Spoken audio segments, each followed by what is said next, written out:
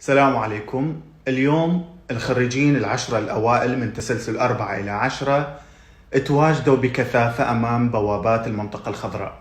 بشكل عام كان الهدف واحد، هو إيصال الصوت، إيصال المظلومية الكبيرة بحق هذه الشريحة التسلسل من 4 إلى 10 اللي لا هم محسوبين على الأوائل، لا هم محسوبين على الخريجين العاديين، ما يعرفون شنو مصيرهم. أعتقد سووا اللي عليهم، قالوا كلمتهم، وصلوا صوتهم إلى كل مسؤول بالدولة العراقية.